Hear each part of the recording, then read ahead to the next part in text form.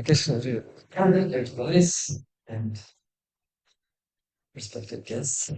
So many people today to Srimad Bhagavatam. So it's those online. It's a privilege and an honor, and especially in this very special day. Today is Guru Vyasa Purnima, as I mentioned during Mangalarti. So what is Vyasa Purnima? Anybody knows? Vyasa Purnima is the day when Srila Vyasadeva has appeared on this planet. And Srila Vyasadeva is specifically an extremely important person for us because he has compiled all the Vedas. Veda Vyas or Veda Vyasa, Vyasa means to divide. He has divided the Vedic knowledge into four: Yajurveda, Atharva Veda, Samaveda, and Rig Veda. And in this way, he made it accessible for the people of Kali Yuga to study them and understand, because he has divided those hymns into certain categories. Because he knew that what's approaching, the Kali Yuga that's approaching, it is described in Srimad Bhagavatam, as an age where Mandasumanda Matayo, we are very unfortunate, we are very short-lived, our memory is short, so many shortcomings and anxieties. It's extremely difficult to study. Those who study, there's some students, right? They know it's not easy to study. You have to spend a lot of hours, and luckily we have books that we can read and contemplate on. And so in Kali Yuga, because of short memory, we need things written down, right? Unless it's written down, it's very hard to study. So Srila Vyasadeva had this compassion in his heart, and he has compiled all the Vedas, yet still he was dissatisfied with his work. And Srila Narada Muni, his spiritual master, he came and said, "Why are you morose?" Like Arjuna was morose in Bhagavad Gita. He said, "Why are you morose?" He knew the answer, but he asked him first. And so Srila Vyasadeva was very perplexed what to do. He's written everything already. Mahabharata, Itihasas, and Vedas, and everything. And then Srila Narada Muni instructed him, you did not satisfy the Supreme Personality of Godhead exclusively. You did not glorify him exclusively so that Vaishnavas, the devotees of the Lord, will be pleased. So how you please the Lord? Parvati asked Lord Shiva in Padma Purana, this dialogue is described. She asks, how do I satisfy the Lord? What's the proper worship? Who do I worship? What's the best? And Lord Shiva answers, Aradhananam Vishnu, that the best worship of all is to worship the Lord Vishnu. And yet, after that, he says, actually, my dear Devi, even better, out of all worship, it's even better Tadiyanam Vishnu. So what is connected, Tadiya means what's connected with the Lord. If you worship that, that's even better. Lord will be even more pleased. And what's connected to the Lord? His associates, his eternal associates, his devotees. Not only that, not only Tulsi and devotees, there are many other aspects that are connected to the Lord. And so if you worship or pay attention to those, Krishna will be pleased even more. And so Srila Vyasadeva, out of the Vedanta Sutra, 555 verses, starting with Tato Brahma Jigyasa and so forth, Srila Vyasadeva has he has extracted the meaning of the Vedanta Sutra in a very natural commentary called Srimad Bhagavatam. And that's the scripture that we're studying every morning. So it's a natural commentary, and it's written in his very mature age. This is his last literature genius. So everything, all the wisdom he has accumulated, everything was just for this purpose, to write Srimad Bhagavatam. That's why out of all the 18 Puranas, Srimad Bhagavatam is explained as Srimad Bhagavatam Purana Amalam Vaishnavam Priyam is the most dearest to the hearts of Vaishnavas. It's the most perfect. Right in the beginning it says Kaitava Dharma Projita. It rejects all the false dharmas, all the false religious principles. What is this false religious principle? What's this false dharma? Is when I want some material benediction, if I'm having this grades-like, business-like approach to God, or better say demigods. So people approaching Saraswati for wisdom, Surya for health, Shiva or Parvati for good wife, and Shiva for wealth, and so forth.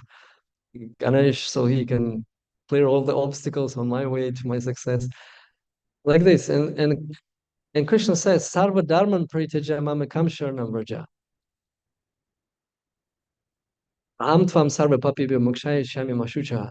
That reject all the dharmas. This is how Bhagavad Gita ends. Reject all the dharmas. Just surrender unto me. I will deal personally with all of your sins. Don't worry about that at all. I'll deal with everything that you need. Approach me exclusively. So where Bhagavad Gita stops, Srimad Bhagavatam begins.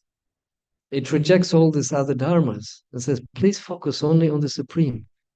Ahaitukya pratihata yayatma supersidity. This, if you continue this uninterruptedly and constantly, then yayatma supersidity, your soul, and atma means not just soul, it's body, mind, and soul, all together in material world at least.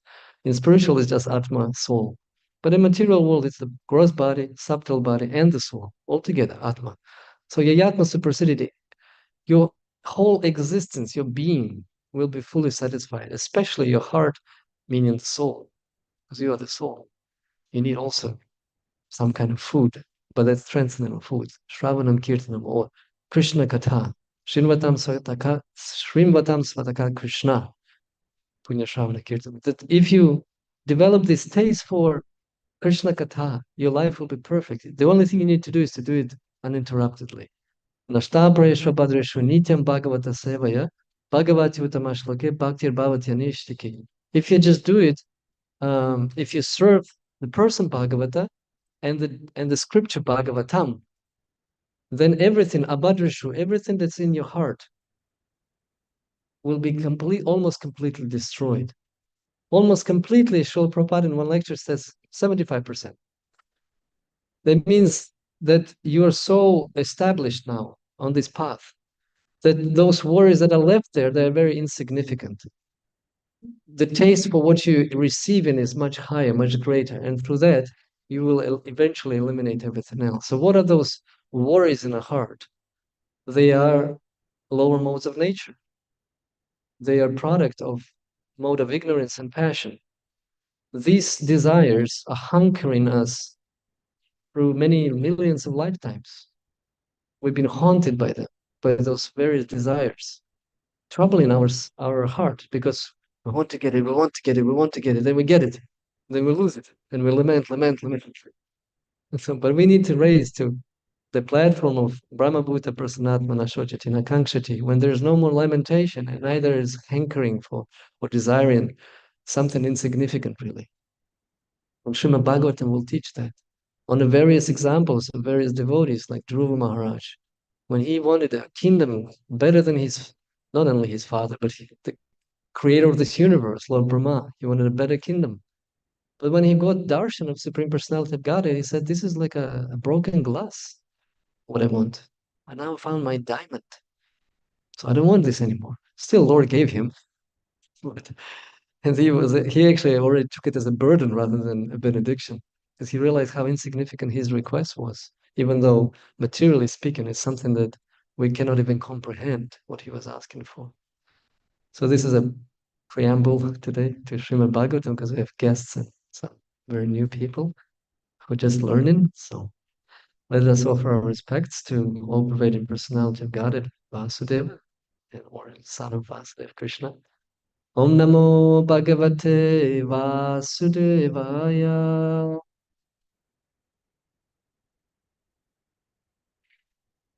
Om Namo Bhagavate Vasudevaya.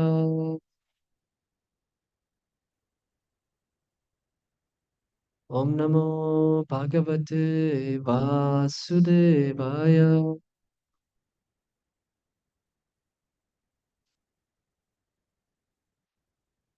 So we're reading from Srimad Bhagavatam, 6th canto, chapter 2, verse number 4. And because we don't have a board, which is my mistake, Unless you have a device, you will not be able to recite. So maybe I'll just recite and read today. Yadyata charita shreyan itarastatad ihate sayat pramanam purute lokastad anuvartate. Yadyata charita shreyan itarastatad ihate sayat pramanam purute lokastad anuvartate. Yadyata charita shreyan iratat itarastat ihate satat sayat pramanam kurute lokastat anuvartate. Word to word translation. Yatyat, whatever. Achariti, executes. Shreyan, a first class man with full knowledge of religious principles. Itaraha, the subordinate man. Tatat, that. Ihate, performs. Saha, he, the great man. Yat, whatever. Pramanam, as evidence or as the right thing. Kurute, accepts. Loka, the general public. Tat, that. Anavartate, follows. Translation. The mass of people follow the example of a leader in society and imitate his behavior. They accept as evidence whatever the leader accepts. Report. Although Ajamil was not punishable, the Yamadutas were insisting on taking him away to Yamaraj for punishment. This was adharma, contrary to religious principles. The Vishnudutas feared that if such irreligious acts were allowed, the management of human society would be spoiled. In modern times, the Krishna conscious movement is trying to introduce the right principles of management for human society. But unfortunately, the governments of Kali Yuga do not properly support the Hare Krishna movement because they do not appreciate its valuable service. The Hare Krishna movement is the right movement for ameliorating the fallen condition of human society. And therefore, governments and public leaders in every part of the world should support this movement to completely rectify humanity's sinful condition. End of the proverb. So verse again, Yadyata charita shriyan itaras tat ihate sadyat pramanam kurute lokastat anuvartate. The mass of people follow the example of a leader in society and imitate his behavior. They accept as evidence whatever the leader accepts.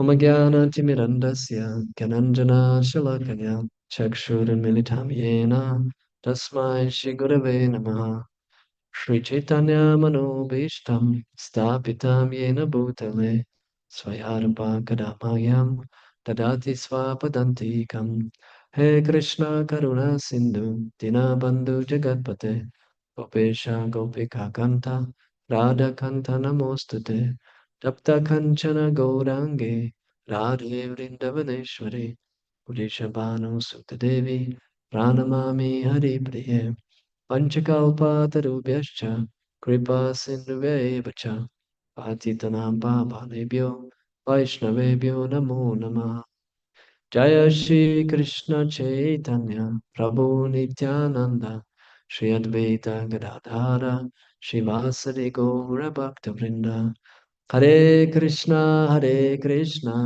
Krishna Krishna, Hare Hare, Hare Rama, Rama Rama, Hare Hare. Nama Om Vishnu Padaya, Krishna Prishtaya Bhutale, Srimate Bhaktivedanta Swamin Iti Namine. Namaste Saraswati Deve, Gauravani Pracharine, Nivishesha Shunyavadi, Paschatya Deshatarine.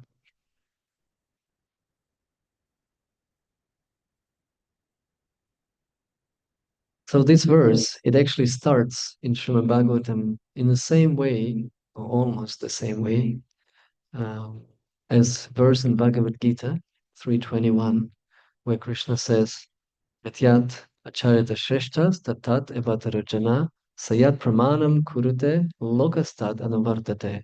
So the meaning is very, very similar, almost the same. Whatever action the great man performs, common men follow, and whatever standard he sets by exemplary acts, all of the world pursues. So it's extremely important and responsible for the leader to be religious, to know the Dharma, and not to act in a dharmic way. If a dharma is happening, the Lord is certainly not satisfied. Krishna says in Bhagavad Gita, in the fourth chapter, that yada yada hi dharmasya glanir bhavati bhavata. So glanir, when it's fallen, when dharma is fallen, and when adharma becomes predominant, at that time I come, right? So we can say, I mean, Kali Yuga, it's completely a dharma. Everything is a dharma. Cows being slaughtered, 300 million a year. It's like 9 cows a second, which is the symbol of religion. It's not just an animal. It's a mother, first of all. It's a it's such an innocent creature and gives so much selflessly. Milk, curd. We tried different samples, right? So much beautiful products out of just cow and like that. And yet there's a lot of dharma going on, and so that's why we have those famine and wars and natural disasters. It's like complete symptoms of a dharma. The climate change, all of those things, all of the disasters, diseases, and economic disruptions, and so forth. A lot of fighting. So we say, "Where's the Lord? Where's the Lord?" It's a dharma. Where is it? It's here. Srila Prabhupada says in this purport, this Hare Krishna movement came to teach what is dharma. Same as Vishnu Dutas, they see a dharma and they came to stop Yamadutas. This is a dharma going on. They came and said, hold on a second. You don't know how to perform your duties, apparently. Please go and ask Yamaraj that you cannot touch persons who are who's saying or crying out the Lord's holy name, even though it's not Shuddhanam. Even if it's Namabhas, if it's just a chanting, not even thinking that I'm chanting for the Lord, that he was calling his son, Narayan, Narayan, please come. And that was enough for Vishnudutas to come and say, hold on a second, you're performing a dharma now. Yes, he's sinful. He did so many things, but those sins are done the moment he uttered the holy name of the Lord. That's it. He's not under your jurisdiction. So this is very important and significant. When Srila Prabhupada came to America, he was often challenged by those various journalists and they want sensation for their newspaper. So one time in Chicago, Prabhupada just arrived to the airport and he was challenged by this journalist. Says, Swamiji, so why did you come here? What can you teach us that we already don't know? What did you come here to teach? In a Christian country like that, no, God food. What are you bringing us? What's the difference? Sri Prabhupada looks at this table. There's Time magazine, and it says crime, why and what to do. It's like a title page. And Sri Prabhupada looks at this journalist like there's not even a second spare. Like there's so much crime here in Chicago. Like I came here to teach why and what to do. So, because once you establish Dharma, there would be no crime. I mean, and if there will be crime, at least there will be a proper punishment immediately. And so rogues and thieves will be a bit more, hiding. Because once you have a proper government system which punishes when it needs to punish and spares when it needs to spare, then it works. Then everything is in order. There's no chaos, there's no anarchy. What we're seeing right now is, as yesterday's verse was describing, rogues and thieves are voting for another rogues and thieves. In fact, it's so funny because this report was written when I think President Nixon or somebody was brought down. It was the previous verse that they brought down the president. And, 50 years later, history kind of repeats itself, nothing much changed. We had the previous elections with so much turmoil in America, now another one's coming up. So we see this whole thing. That's the proof. That's the pramana. This is the proof that Shastra is saying the actual reality. It familiarizes ourselves with how things are really working. We understanding the deeper principles of this functioning of this uh, material energy, which is the Lord's energy. So once you know the laws of God, which are more important than the state law even. So everybody has to be familiar with laws of God, in other words, with dharma. Once you've performed the dharma and avoid the dharma or restrain the dharma, then everything works very nicely, even in this material world. This is Krishna's system. But if we don't follow, then we have what we have. Complete anxiety, chaos, and a dharma being performed everywhere. So that's why it's very important. And also what's important is that this message is not speculation message. It's not just Srila Prabhupada came up and just made it up on spot. He came translating Srimad Bhagavatam to English language, not just translating. He was making purpose based on the previous acharyas' commentaries. He didn't invent anything, just repeat it in a way we can understand. And he came another time in Florida. There was a student program radio show. And again, this student, he wanted some sensation and same kind of question he asked Srila Prabhupada. It's like, Swamiji, so, he came to Christian country. So what is the difference that you bringing us here? Srila Prabhupada said, I came to teach you authorized science of God. And the student was like, authorized by who? And Srila Prabhupada was like, by Chaitanya Mahaprabhu. And the student had nothing to say. He had no idea who Chaitanya Mahaprabhu is. Why is it authorized? He was bewildered. I'm paraphrasing right now. I don't exactly remember how exactly what he asked and what exactly Srila Prabhupada replied. I'm paraphrasing, but the last answer is what I remember correctly, that authorized by Sri Chaitanya Mahaprabhu. Today is not just appearance day of Srila Vyasadeva, Vedavyas. It's also disappearance day of one of the most prominent Goswamis, Srila Sanatana Goswami. Srila Sanatana Goswami was authorized by Srila Chaitanya Mahaprabhu to preach and teach Krishna consciousness to the whole world. He gave him 6 valuable instructions. 4 of them out of 6, 4 of them were connected with Vaishnava etiquette, with how a Vaishnava behaves. He asked him to write literatures about that. So one of his prominent masterpieces is Hari Bhakti Vilas, but even more so, Brihad Bhagavatamrita. That's about science of Krishna. He explains very elaborately the science of Krishna in this book, and many other. But the point is that when Sanatana Goswami, when he came and submitted himself to Sri Chaitanya Mahaprabhu first time, when he met him first time, he asked a very interesting question. Although he was a learned Sarasvata Brahmin by birth, and then he associated with Muslim government, he was a minister, prime minister. So he kind of, in the Hindu tradition at that time, he was considered like fallen or outcast because of that, because he lost kind of the Brahminical traits because of that close association. But it never affected his character. He was always a pure Brahmana, and he knew so many languages. He was so kind, he was so compassionate, so learned. He could instruct many Brahmanas, actually. He was extremely learned Pandit. But when he submitted himself to Chaitanya Mahaprabhu, what did he say? It's described in Sri Chaitanya Charitamrita in Madhya Lila 20th chapter, verse 102. He says, Kiami kene amya jare tapatrai, ihanahi jana kemana idai. Who am I?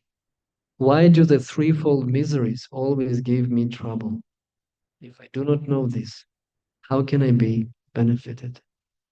And he continues, Sadhya sadhana tattva puchita na jani, tripakari sabatava kaha ta apani.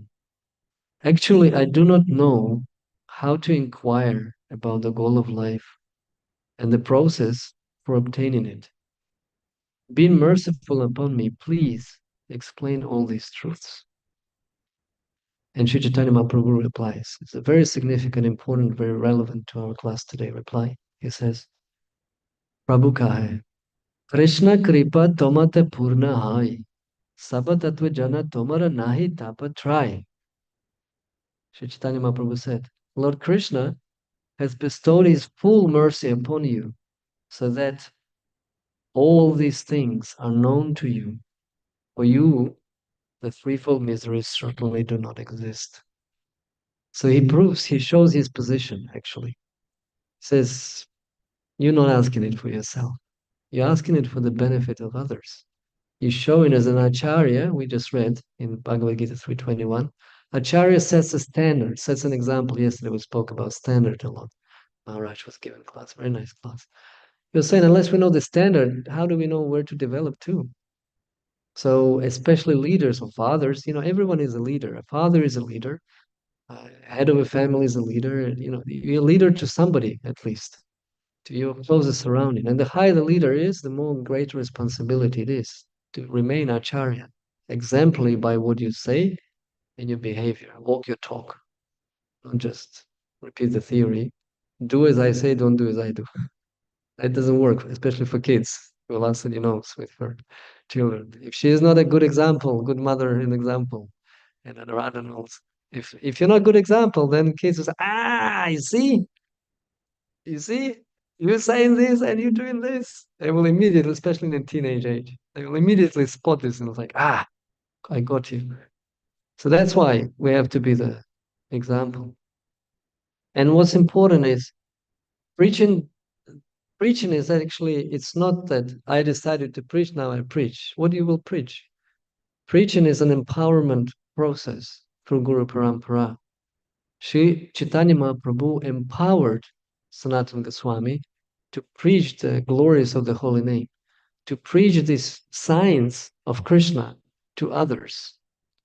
So, unless you get empowered through Guru Parampara by the Lord himself, through the representative of his, then what can you preach? It's not academic preaching. That's why professional reciters of Bhagavatam, it's actually dangerous to hear them. It's the most beautiful literature you can ever find, the topmost. There's nothing material there, although it describes different social aspects of society, etc. It covers many topics. In one sense, it satisfies your intellect in intelligence. There's some psychology there, there's some social structure, there's some politics, there's some events there, war events, this, that. But because it's all about the Supreme Personality of Godhead and what's connected to Him, in relation to Him, and spoken by pure-hearted sages, devotees of the Lord, that's why it becomes a transcendental fruit that is carefully passed down through the tree down to us. That's why it's important to hear the representative of the Supreme Personality of Godhead. That's why we celebrate Guru Purnima, Vyasa Purnima today, to show respect not just to Vyasadeva, but whoever, Guru Purnima, whichever guru in the disciplic succession of Vyasadeva. We celebrate all of them today. We pay our respects to all of them. Those mantras we chanted in the beginning, Om Jnana Timirnanasya, we pay our respects to our previous predecessors. Because without that, we will not get empowerment. We'll speak out of mind instead of out of Shastra. Yesterday, His Holiness Jayadvaita Maharaj, he said that unless you are guhyam, unless you are very inquisitive in learning Shastra, there's no sukham, there's no happiness, there's na param gatim, there's no final destination, going back to Godhead. Everything is closed for you. There's nowhere to go. You'll be doomed and misled by rogues and thieves. Quite likely, very likely. So we need to know what's Dharma, what's the Dharma, where do we learn it from? We learn it from Shastra. Shastra, Guru, and Sadhu, but Shastra is the basis, which Guru and Sadhu confirms. That's why when it says Nashta Prashabhadrishu, that Nityam Bhagavata Seva, that you serve Nityam Bhagavata Seva, not Nitya Bhagavan Sevaya. It could be Nitya Bhagavan, to serve the Supreme, right? Bhagavan is the Supreme, possesses all the six opulences, riches, fame, power, renunciation, beauty. And so one can say, serve him. No, it says Bhagavata Seva. Serve the scripture Bhagavatam by hearing it daily, and serve the person Bhagavata who recites the scripture Bhagavata. He lives Bhagavatam in his life. Whatever he'll be saying will be about Bhagavatam. He knows all the stories by heart almost, So in this way, to serve such person purifies your heart. As story of Narada Muni is the best example of it. How he served the sages. Today is beginning of Chaturmasya also, the first month. So exactly in Chaturmasya, when the rain season comes in India, all the sages, they kind of looking for a spot to reside and stop their pilgrimage. If they're not reached their destination, they stop somewhere just to wait till those heavy rainfalls uh, finish. Because when it rains like 3 days in a row, all those roads are getting muddy and it's very hard, difficult to travel, almost impossible. Can get sick, etc. Um, so those sages stopped in this house of Narada Muni's uh, in a previous birth as a child, Narada Muni's mother. So she was a servant, just a Shudrani, simple woman who was just serving. And she was serving those sages, and the little boy helped. He helped serving, so he engaged in devotional service. He was witnessing them, the sages, so his eyes were purified. He was hearing what they are conversing about. His heart gets purified. Then he's trying the remnants of the food that they left on their plates when he was clearing it because he was helping. So he was purifying his tongue because he was tasting Mahaprasad. And like this, his consciousness just in these 4 months got totally transformed. And no desire left in his heart but to know the Supreme Personality of Godhead. And he got his darshan right at that lifetime later on. So this is a very auspicious day.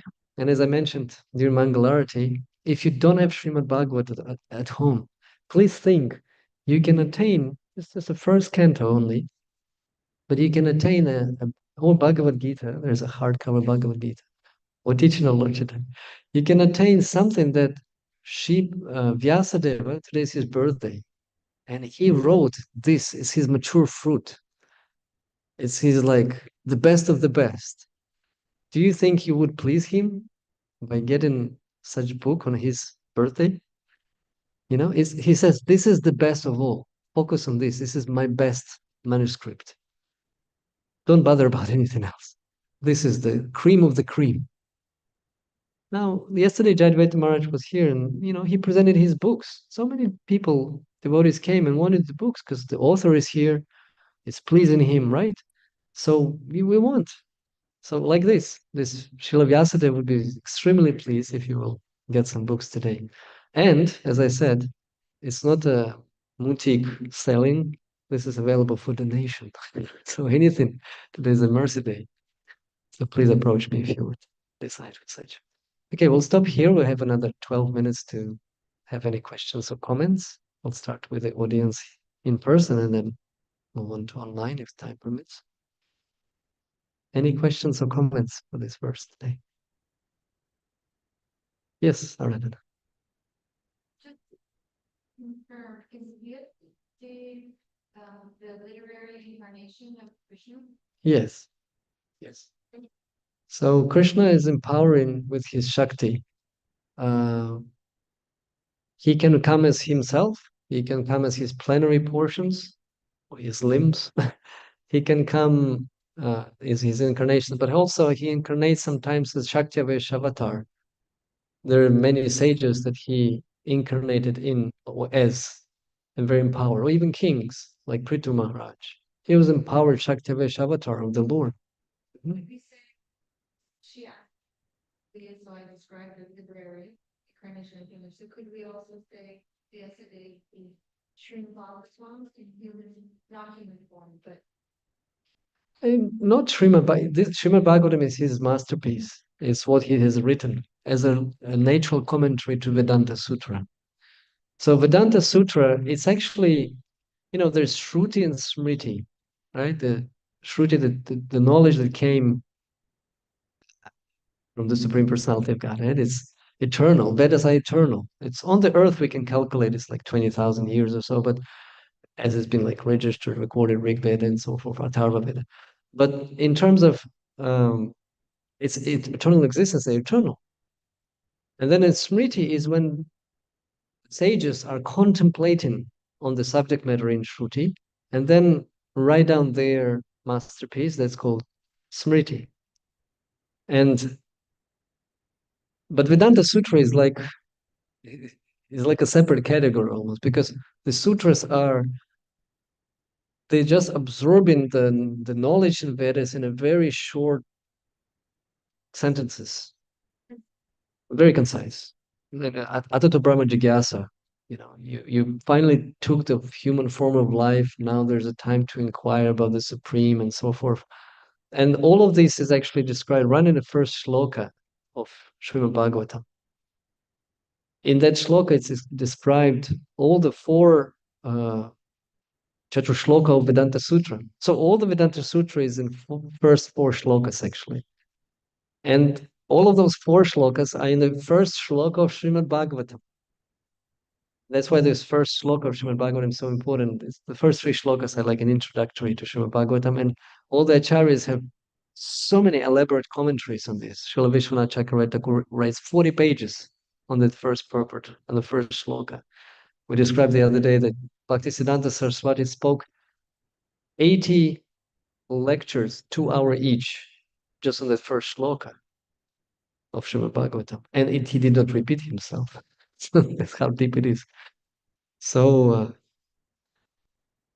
yes, so Srila Vyasadeva is the empowered incarnation of the Lord, literally, literate incarnation. So he was empowered to write all that literature of Vedas. Anybody else? Could be anything related, not understood doubts. That's also good. Maybe I put everybody to sleep.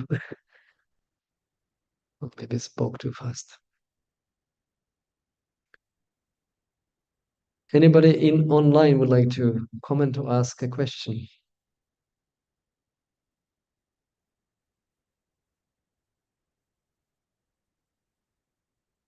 Oh, just a second.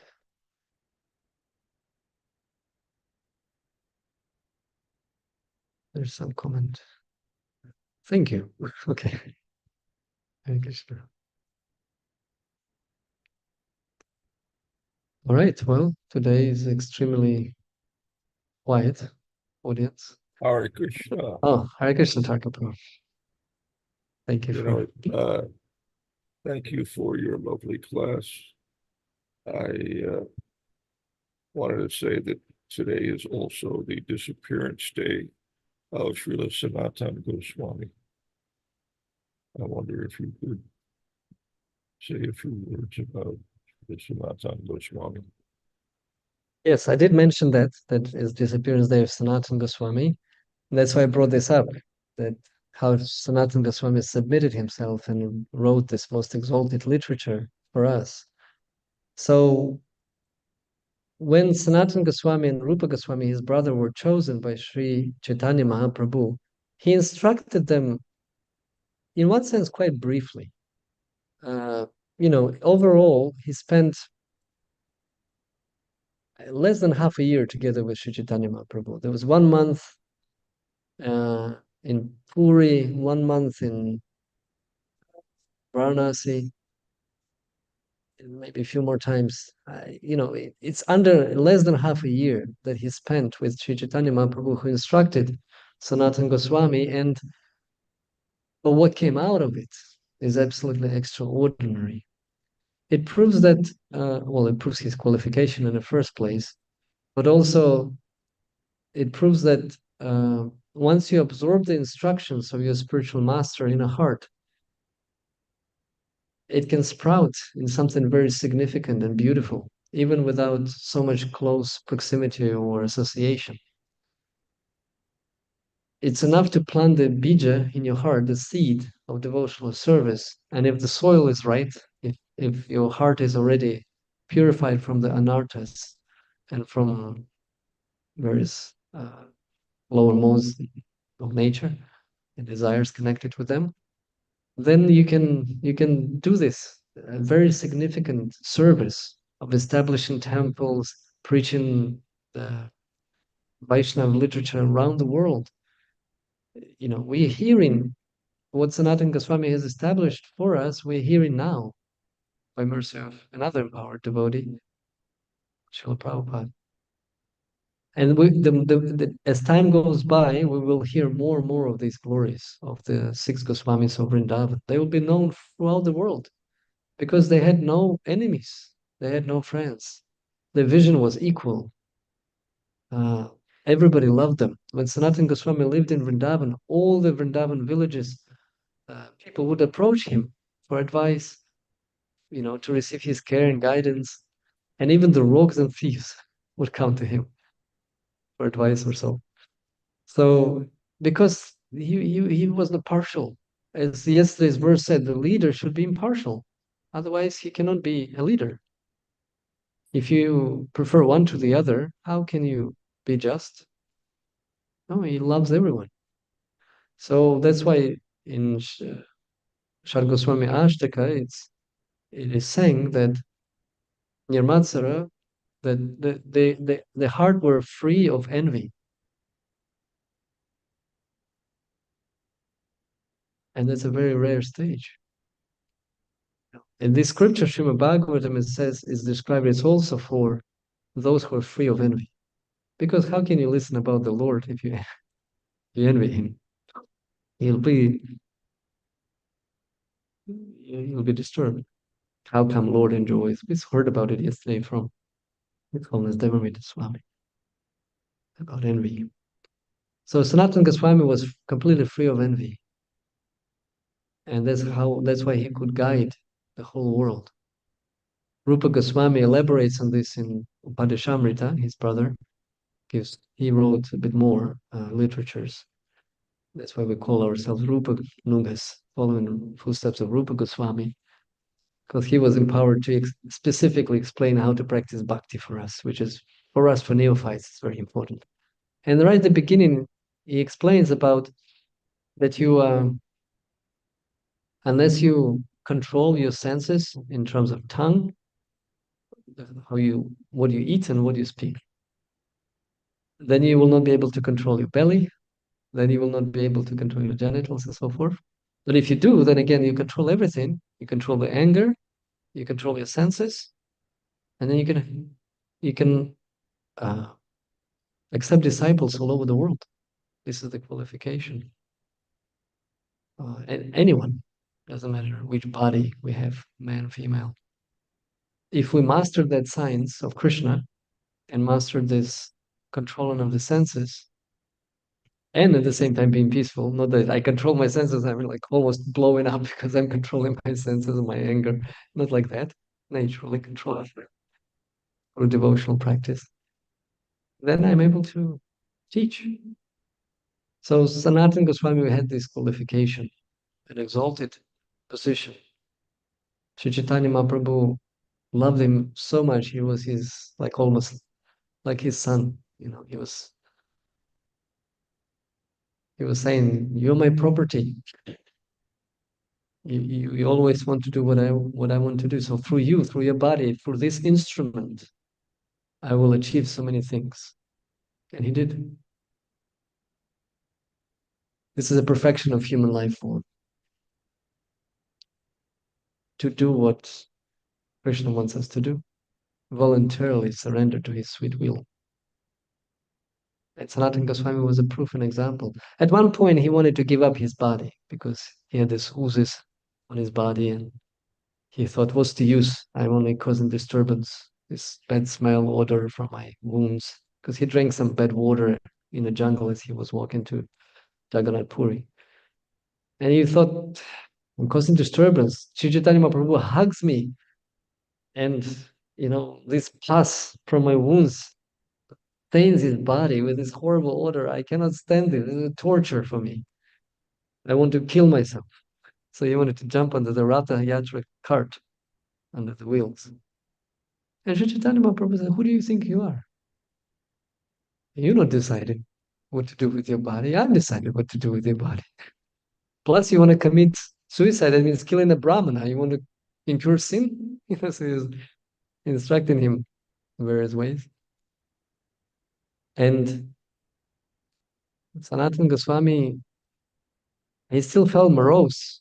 Okay, he's not permitting me to commit suicide. I'm causing disturbance. And then Chaitanya Mahaprabhu hugged him, but this time his hugging was miraculous. All the disease was cured. The moment Chaitanya Mahaprabhu hugged him, Sanatana Goswami became as youthful and beautiful again, and his skin was healed. Everybody was witnessing this miracle. Chaitanya Mahaprabhu doesn't perform miracles of that sort often. Again, to show the example that we're not after miracles of healing our bodies. If Lord decides, then okay, we are gratefully accepting such mercy. But it's not that we are after that mercy. Oh, heal my leg, Swamiji. Can you chant Hare Krishna and my knee will be sorted? Not like that. Your knee will be sorted by not taking another birth. That's the greatest miracle that Srila Prabhupada and Acharyas give us. No more birth, disease, old age, and death. Not just fixing the knee. Fixing the knee, go to the doctor, do MRI, and try to fix it with what's available. That's fine to try to fix it because you need your body to perform. But it's not that you approach saintly person for that. This is the dumbest thing you can ever do. To say, to ask for such things from spiritual mastery. You have to inquire. Sanatana Goswami sets an example. Kiyami, he goes, what Bhagavad Gita says. Tadvid hi pranipatana pariprashnana sevaya parikshanti tegenam gyaninas tattva darshana. You approach a spiritual master with all your humility, you inquire, pariprashna, you inquire about him, you pariprat, you are falling in dandavas, you are paying your respects and obeisances. That's when you acquire, because he knows the truth, Tattva Jigyasa, he knows the truth as it is. He can impart that knowledge to you, to your heart. So that's what Sanatan did by his example, by his humility, exhibiting his humility, and by rendering service, Sebaya. He then rendered a lot of service to Sri Chaitanya. Then this knowledge is revealed in the heart. So Taraka Prabhu, perfect example is Sanatan Goswami for instructing us and teaching us. I hope that satisfies. Any last comment? Because the gate will open in 1 or 2 minutes. Prabhu, did you give in your class, or do you have any suggestions on some practice we can do today to honor all of this special holy day? Yes. You are at home? Jana. Yes. So sit in a car, drive here. Guru Puja starts in 10 minutes. Come for Guru Puja. This is what we need to do today. There you go. Okay. Plug out. We're waiting for you. Hare Krishna. All right. Rantaraj Srimad Bhagavatam ki jai, Srila Prabhupada ki jai, Srila Vyasadeva Guru Purnima Vyas Purnima ki, Sanatan Goswami disappears the Mahamahotsava ki. Go Pramana.